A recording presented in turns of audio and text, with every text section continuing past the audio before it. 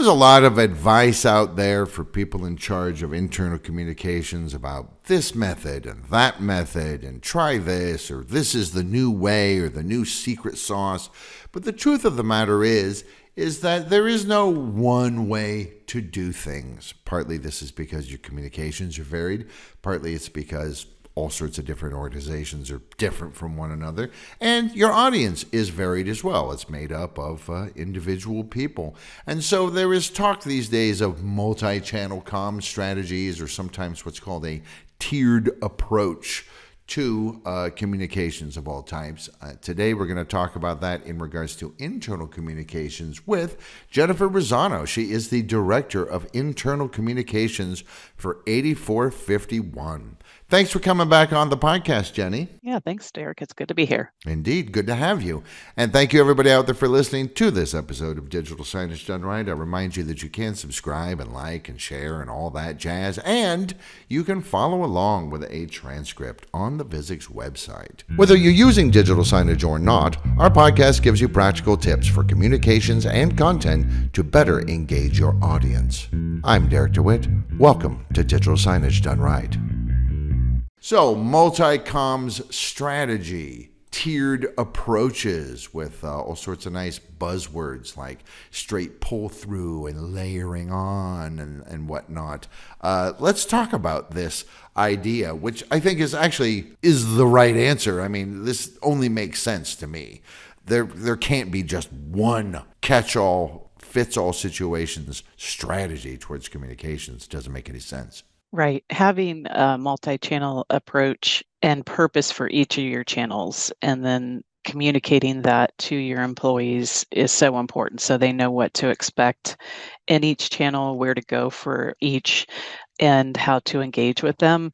And then also, if they have a program that they need to communicate out or initiative to communicate about, they have a better sense of, what is at my disposal, how can I reach my audiences. So it's both for the internal comms team to understand and to be really intentional about, and then working with, the business teams on how to get their information out.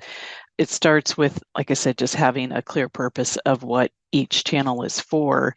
But in your internal comms role, it's not really to give your stakeholders like a drive-through order menu. We don't want them to come through and just be like, I want an email, I want an all company meeting. It's really to understand, what the best approach is for each one, and then making sure that they like feed off of each other. So if you have a reoccurring email newsletter, you're always driving traffic back to your website where the content will live longer term. Emails definitely, more focused content, probably quicker hits on, if you do it weekly, they're, have a reliable cadence and contain essential information. But then again, if you're driving them back to your intranet site for, click here for more, you can go into deeper, longer form on an initiative where email, again, might just be a quick hit. But then if you have something stored then longer term on your intranet site, it's searchable, it's findable. You may not be able to remember which email, that was in when you're digging through tons of emails every week, but you can always hopefully rely upon the fact that, oh yeah, that did drive me back, to our internet where it'll live on, and not to make that just the dead end repository, but to make it, searchable and again, like intentional. Yeah, it's interesting. You mentioned email. I came across a channel matrix for multi-channel comms from a company called Workshop, who says they are the first email-first communications platform. So, of course, they have email at the very top of that. But I think that's kind of true. I think a lot of people, certainly people 50 and over years of age, they still think of things in terms of email first. Yeah, it's still pretty king. It's kind of surprising in a way, in some ways, with all the other channels that are out there. But I do think it is, unfortunately, where you spend a lot of your time. I know that some companies, rely more upon the instant messaging like a Slack or Microsoft Teams. We're Microsoft heavy at our company, so we have Teams, and that can be used for more of like the quick messaging back and forth, or within like project teams, has more of a short shelf life. but we also set aside a Teams with a capital T site, which is like kind of within the Microsoft Teams world.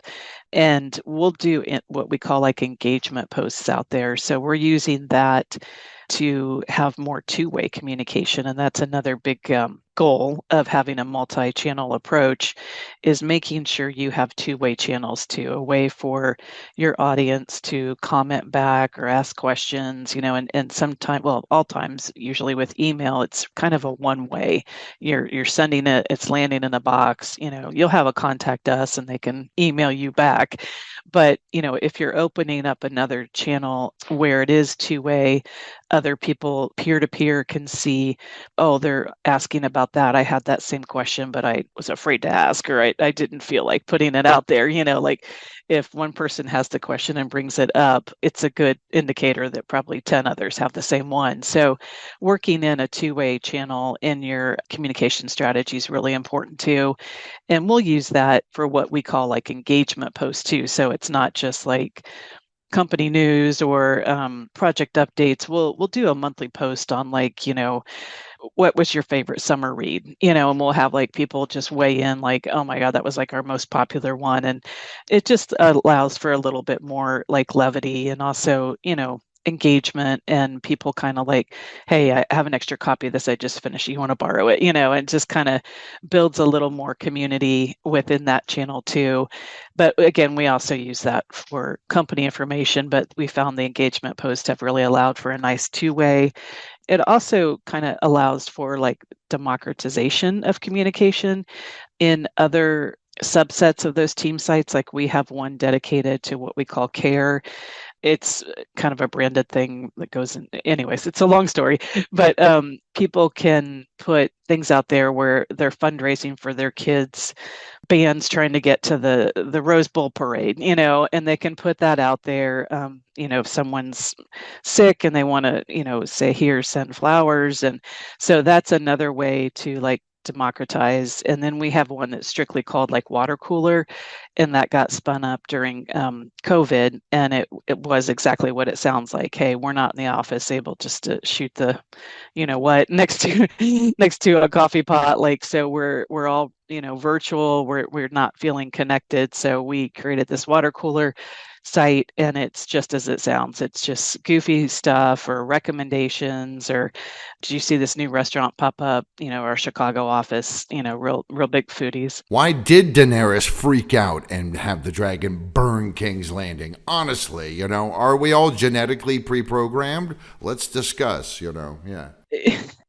Yeah, it's a great space. It's, it's even like, I don't know, I think the last one I saw was like, I'm comparing a Subaru and a Honda, like, and it's not something that obviously we're in the mix of like, moderating or anything. Everybody's profile comes up, so it's not like this anonymous Reddit situation, but it's a chance for people just to connect.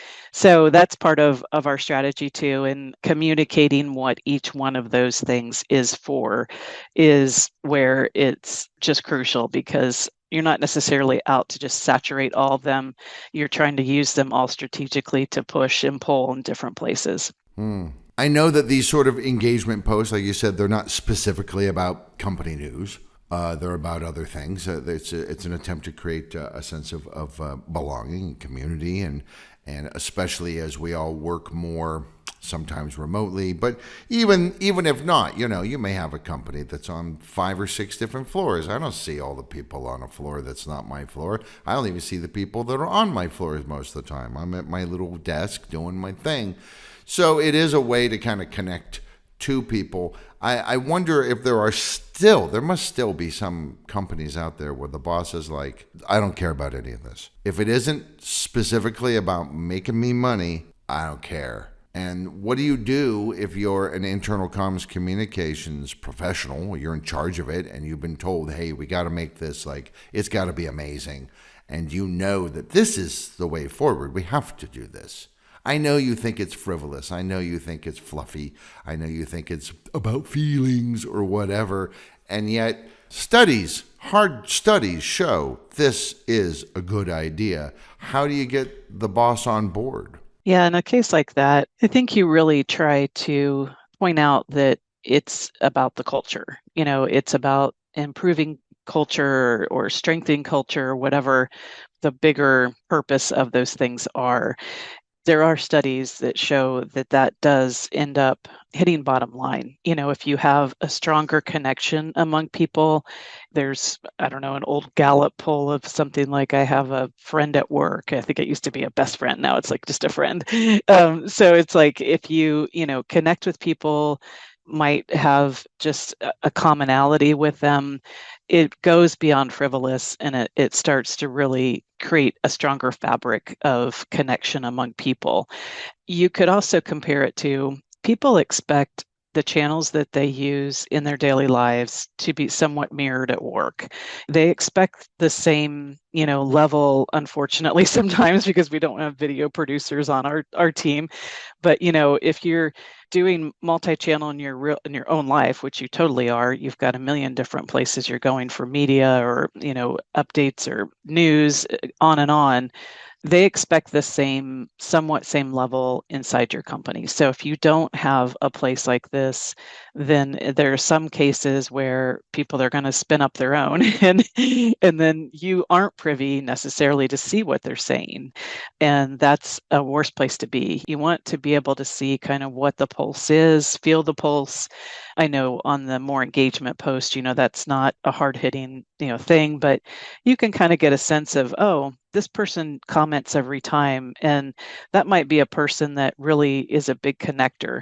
And if you see, that person, or, couple five people doing that, you can then go to them later and be like, hey, you seem to be pretty well connected. What do you think of this? So like, you could, I don't say use them, but you can see like where some of the influencers are in your company.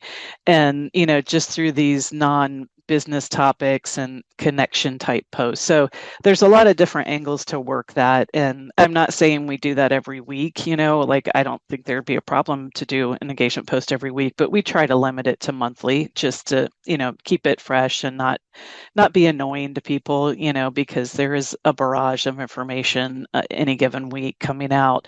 So it's not over the top, but I would definitely, if I had to make the case for a leader who's, grumpy about something like that, I would again like hit on culture, connections, and then, identifying your internal influencers, because you may want to tap them for when something big does go down. Well, like at Visix, for example, my wife Debbie runs the intranet, and she uses it as kind of not just as a repository, but also in this engagement way. Like every Wednesday, she puts up a question time post, and it could be something like, hey, what's your favorite card game? Or it could be, if you could travel in time, would you go 100 years to the future or 100 years to the past? Or Batman or Superman, or and then you can kind of see the responses that you get.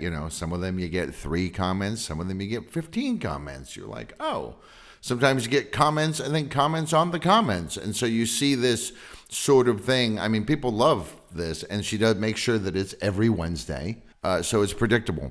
And people have told her they know this and they look forward to it. Yeah, the cadence is important. That's a perfect example of, it's always going to be in the same place. She's not going to email it one week, or, put it over here another week. It's like, you have that familiarity, and cadence is really important. So it's great. Yeah.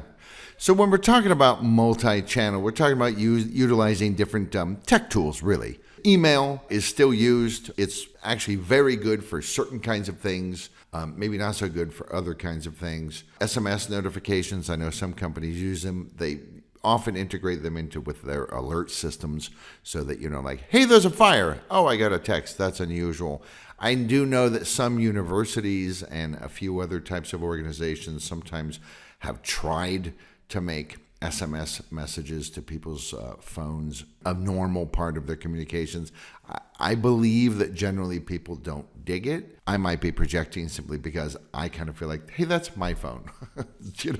Obviously you've got an intranet, you've got these IM things on Teams and Slack, and video conferencing, town hall meetings, face-to-face meetings. You've got all these different ways.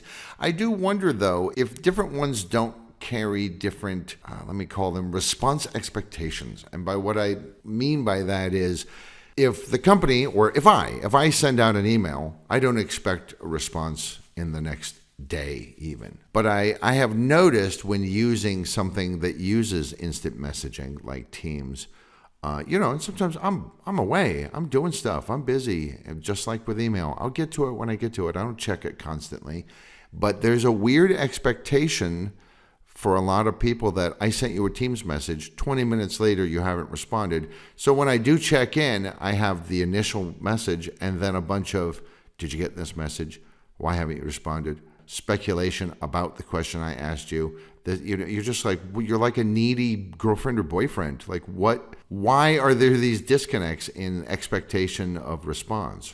Yeah, I don't really know why, I guess under the umbrella of instant message or, a ping or things like that. I know sometimes we have within our own team chatted about like, do we have team principles on those type of situations? Do we say, 24 hours or, what are the expectations?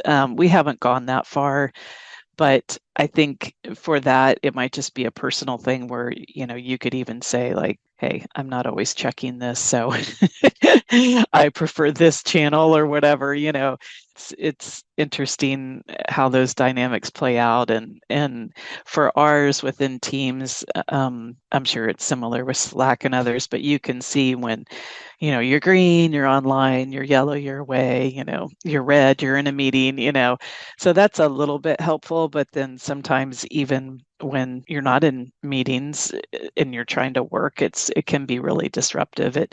It's intrusive in a way that sometimes I think really hinders our focus. But that Okay. also might be generational. That might be where different generations are used to just sliding over to different channels and, responding and or reaching out. It could be something where you do establish some light. I know principle sounds like a big word, but just, guidance or some kind of preference and just, put it out there and see, if that helps. Because I think with everything, clear is kind, right? Just clarity is important. And if you all have that same understanding, that could help. Now, when you say building up towards some kind of a larger event, like a town hall, which could be people in person, it could also include people, dialing in remotely, or some kind of all hands meeting or whatever. I know that sometime I've been in companies where sometimes it's been announced, okay, we're going to have, this isn't a normal thing that we're once a month or every 2 months we do this meeting. The big boss is called an all hands meeting. And then there's no other information except date, time, location, and speculation runs rife. And people start freaking out and rumors and da da da da da da da. And so I recently came across the advice that what you should do is kind of set the stage for it pre-event. Use your other channels to say, hey, these are some of the things we're going to be covering. This is the main purpose of this. If you want to participate. So what's the wisdom of using those other channels to sort of pre-game the situation and then after the event to kind of follow up and reinforce the highlights and things like this? Are people doing this more often? Yeah, we have a monthly all company meetings and just bring the whole group together. And, we just think the cadence builds trust and culture. And we've been using, to your point, the pregame, definitely on a quarterly basis. So we have a monthly, but people know quarterly to expect the results, how we did last quarter. So they know on those months that's what's going to be covered. So that's kind of a built-in cadence. We don't necessarily communicate the full agenda just because sometimes it's up to the hour and things are changing. And that's another thing. If you guys, if your audience feels real solid on, yeah, this is our these are our topics, we're not straying from this, that's another way to just kind of set expectations. Here's our agenda. The other way that we've been pre-gaming is, hey, we have this meeting coming up, what questions do you have for our president? So we're not doing them really live just because sometimes that gets a little squirrely for everyone. And our president wants to hit on, like I said before, more of like the pulse. What are more people wondering about versus the random guy who's like is our parking increasing, and everybody else is like, I don't care. So sometimes you're really rolling the dice. I mean, I know that has a great optics. It looks great to just, handle questions live, but sometimes you're just not getting to the source of what a lot of people are wondering. So each month we say like, hey, ask him anything or whatever, and we kind of tee it up that way. And we tell people too, then, hey, this is going to be more about themes than, every single question is going to be answered. So people's expectations are set and they're not like, hey, I asked that, 2 meetings ago and it never came up. So that's our part of our pregame too. And it really helps make it see like, the old school, like must see TV, if there's enough of those questions, he's addressing them right then and there. And that's really worth gold just to have that, versus having a big written explanation of something. Like he's a great communicator, just handles things very straightforwardly and sometimes even has good amount of humor with it, which is helpful. So we do that every month now and kind of have a standing agenda where he's covering that off at the end. And so it kind of keeps people like tuned in, But then to your point of follow up, we post the presentation on our intranet. And then in our newsletter, we say, hey, it was a great meeting, for the resources, go here. So we link people right to those. And this is an internal newsletter. Yes, a weekly one. And then, excuse me, we run a survey after each meeting, throw up the QR code at the very end, which sometimes gets lost just because people are leaving. So then we use our digital screens and say, what did you think of this meeting? We have the QR code on the screen just with a headline like, what do you want to hear next time or whatever, remind people where the resources are for that meeting. But then, the headline is give us your feedback. It could be rolled into the next. So we try to have this kind of rolling channel approach each time. And we really do hit most all of them with before, during, which is the all company meeting channel, and then after, which are the screens, the email follow-up, and then the posting on our intranet. Yeah, I was going to say, digital signage to me seems like an easy way to both pre and post game these sorts of things, because here it's simple. Here are 3 main bullet points that we're going to talk about. Here's a QR code. QR code already addresses one of the issues, and I know this is an issue for a lot of communicators out there, is like, hey, it's hard enough tracking engagement, and now you want to track engagement across, 6, 7 different channels? How am I supposed to do this? Well, something like a QR code is simple. Stick it everywhere. Create a dedicated web page that's just for that specific QR code. And the tracking's built in. It's already there. So you're using those digital signs. You're putting it up repeatedly without being intrusive. Because if you send me Teams messages every day, don't forget there's a meeting. Here's a link if you want to, ask questions, or God, you send me more emails because I'm just not going to read them. I'm going to put them in a folder and go, I'll read them later, and then I'll forget. And if you send me SMSs, I'm just going to get annoyed. Digital signs are perfect. I'm walking along and I go, oh yeah, that's right. I'm glad that reminded me of this. I forgot. And a QR code, boom, I just do it right there. I got my phone in my pocket. Bam. Yeah, we have ours set up strategically in many places throughout the building, but then I've seen the most traction for our screens or digital displays in right next to the line of the cafe. So you're just sitting there, you're waiting, you're looking at the lunch menu, but you usually have your favorites in mind and you're just kind of zoning and that's cycling through and that's a great, I think, somewhat captive audience because our cafe line can be kind of slow. Not to cap on the employees, they are doing their best. It's all grace given to them, but that's a great place for us to just be like, yeah, there's some billboard stuff to stare at while you're waiting for your panini. Another thing that I think it's also good at doing, because it repeats and you might encounter it several times throughout the day and the week, is we talk about story-driven content and creating sometimes they're called campaigns, or just narratives, or just kind of longer things like, hey, here's a big complicated thing. Maybe it's an upcoming meeting. We're going to talk about 12 things. Well, we're not sticking all that on one screen at once. Here are 3 of them. Here are 3 more. here's another message with another 3, and then a fourth one with the final 3. And you kind of link them together into this kind of, they make sense the way they flow. There's a sense of narrative and story there. And we all know that that's easier to remember, actually. I mean, that's one of the old memory tricks, is create a story. If I start reading off capital cities, and I read off 20 capital cities, you'll never remember them. But if you create a story using the first letter of each one, then there's a better chance you will remember it, because that's just how our brains are wired. Do you have any experience using a multi-channel approach towards story-driven content? Yes, we have an annual all-employee event every year, and that is our biggest opportunity for like a theme to be worked in throughout that meeting. And then that theme carries through, at least the next quarter into the next year. Like this is coming up in October for us, and we just had our 10-year anniversary. So, we're working through the narrative construct of like chasing the horizon. So like what's next, and then as we know, you never really get to that horizon, but how are you going after the future?